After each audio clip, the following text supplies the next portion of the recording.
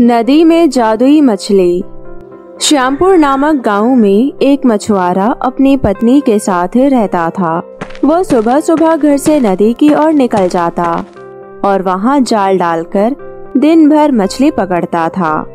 शाम तक जितनी मछली पकड़ पाता उसे बेचकर प्राप्त पैसों से अपना घर चलाता था। आमदनी उतनी अच्छी नहीं थी, क्योंकि कभी ढेर सारी मछलियां फंसती तो कभी बहुत ही कम। जैसे तैसे उसके दिन गुजर रहे थे। इस पर भी वो संतुष्ट था और सुख चैन से अपना जीवन बसर करने की कोशिश करता था। लेकिन उसकी पत्नी लालची किस्म की थी। चाहे वो कितने ही पैसे घर लेकर आए, वो कभी खुश नहीं होती और उसे उल्हाना दिया करती थी। मछुआरा ज्यादा मेहनत कर अधिक से अधिक पैसे कमाकर उसे खुश करने की हर संभव कोशिश किया करता था, लेकिन कभी उसे खुश नहीं कर पाता था। एक सुबह जब मछुआरा उठा तो उसका शरीर बुखार से तप रहा था। तभी उसकी पत्नी उसके पास आकर बोली, क्या सुबह से ऐसे सोए पड़े हो? मछली पकड़ने जाना है या नहीं? लेकिन पत्नी के डर से वो जाल लेकर नदी चला गया। कुछ देर वो नदी में जाल डाले बैठा रहा, लेकिन एक भी मछली जाल में नहीं फंसी। वो खाली हाथ घर लौट आया। उसे खाली हाथ लौटा देख उसकी पत्नी चिल्लाने लगी, आज भी आ गई खाली हाथ। उसने उसे समझाने की कोशिश की कि आज उसकी तबीयत ठीक नहीं है, लेकिन वो नहीं मानी और मजबूरन मछुआरे को फिर से मछली पकड़ने जाना पड़ा। बुखार से तपता हुआ वो नदी में जाल डालकर बैठ गया। बहुत देर तक जाल डाले रहने के बाद भी एक भी मछली जाल में नहीं फंसी। वो निराश होकर लौटने का मन बनाने लगा कि तभी उसे जाल में कुछ भारी सा प्रतीत हुआ। वो खुश हो गया कि शायद कोई बड़ी मछली फंस गई है। उसने जल्दी जल्दी जाल खींचा। जाल में एक सुनहरी मछली फंसी हुई थी। मछुआरे ने इतनी सुंदर मछली पहली बार देखी थी। वो उसे हाथ में लेकर निहारने लगा। तभी वो मछली बोल पड़ी, मछुआरे भाई, मैं इस नदी की रानी हूँ। मुझ पर दया करो, मुझे छोड़ दो। तुम मुझे छोड़ दोगे तो मैं तुम्हारी हर इच्छा पूरी करूँगी। मछुआरे को मछली पर दया आ गई। उसने वापस नदी के पानी में मछली को छोड़ दिया और घर वापस आ गया। घर में पत्नी ने उसे फिर खाली हाथ लौटा देख उत्पात मचाने लगी। मछुआरे ने उसे किसी तरह शांत कर सुनहरी जादुई मछली की बात बताई। सारी बात जानकर उसकी पत्नी भड़क गई और बोली, जब जादुई मछली हर इच्छा पूरी करने को तैयार थी तो तुमने कुछ मांगा क्यों नहीं? इतना कहकर उसने जबरदस्ती मछुआरे को नदी पर भेजा और जादुई मछली से खाने पीने का सामान मांगकर लाने को कहा। मछुआरा नदी पर पहुंचा और किनारे खड़े होकर जोर से चिल्लाया, मछली रानी, बाहर तो आओ, मेरी विनती सुन लो। कुछ ही देर में नदी के पानी में हलचल हुई और सुनहरी जादुई मछली पानी के ऊपर आ गई। क्या बात है मछुआरे भाई, मुझे क्यों बुलाया?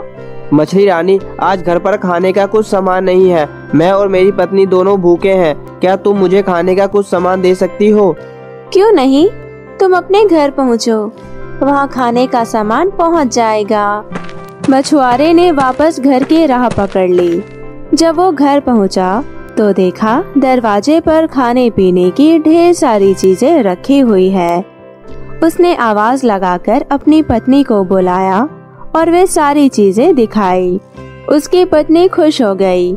सारी चीजें घर के अंदर रखने के बाद मछुआरा बैठा ही था कि पत्नी बोली, तुम भी क्या बस खाने पीने की चीजें ही मांग कर लाए?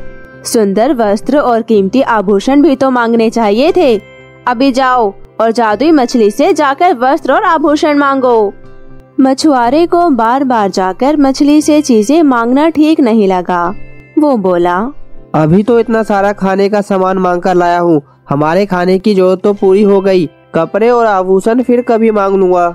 ये सुनना था कि पत्नी ने आसमान सिर पर उठा लिया। मछुआरा मन मारकर फिर नदी की ओर चल पड़ा। वहाँ उसने फिर से मछली को पुकारा। मछली रानी जरा बाहर तो आओ। मछली पानी के ऊपर आ गई। मछली रानी क्या बताओ मछली रानी, पत्नी सुंदर कपड़े और आभूषण मांग रही है, क्या तुम उसकी इस मांग को पूरा कर सकती हो? उसकी इच्छा पूरी हुई, जाओ घर लौट जाओ। इतना कहकर मछली पानी में चली गई। मछुआरा जब घर पहुंचा तो देखा कि उसकी पत्नी नए कपड़े और आभूषण पहनकर बैठी हुई है। मछुआरे को देखते ही वो खुशी से झूम उठी। अपने नए कपड़े और आभूषण दिखाते हुए वो बोली, सुनो जी, मैं इन कपड़ों और आभूषण में किसी रानी से कम नहीं लग रही हूँ। ऐसे में इस झोपड़ी में रहना कहाँ शोभा देता है। तुम ऐसा करना कि कल सुबह जादुई मछली से एक महल मांग लेना। मछुआरा भला क्या कहता। पत्नी के डर से वो चुप रहा और अगली सुबह पत्नी ने उसे उठाया और जादुई मछली के पास भेज दिया। नदी के किनारे खड़े होकर मछुआरे ने फिर से मछली को बुलाया। मछली रानी जरा बाहर तो आओ। जादुई मछली पानी के ऊपर आई तो मछुआरा बोला, मछली रानी, मेरी पत्नी ने पूरा जीवन गरीबी में बिताया है। बरसों से झोपड़ी में रहते रहते उसने बहुत दुख झेले हैं। क्या तुम उसके रहने के लिए एक महल बना सकती हो? उसकी ये इच्छा भी पूरी होगी, कहकर मछली पानी में चली गई। जब मछुआरा घर पहुंचा तो देखा कि उसकी झोपड़ी के स्थान पर आलीशान महल खड़ा हुआ है। अंदर जाने पर उसने देखा कि उसकी पत्नी सज संवर कर बैठी हुई है। वो बहुत खुश थी। जब मछुआरा उसके पास गया तो वो बोली, महल तो रानी जैसा मिल गया है, लेकिन बिना सेवक सेविकाओं और सुख सुविधा के बिना रानी होने का क्या लाभ। कल तो मछली से सेवक सेविकाएं और सुख सुविधा का सारा सामान मांग लेना। मछुआरा ने पत्नी को समझाने की कोशिश की, लेकिन पत्नी नहीं मानी। अगले दिन मछुआरे ने जादुई मछली से नौकर चाकर और सुख सुविधा के सारे सामान मांग लिए।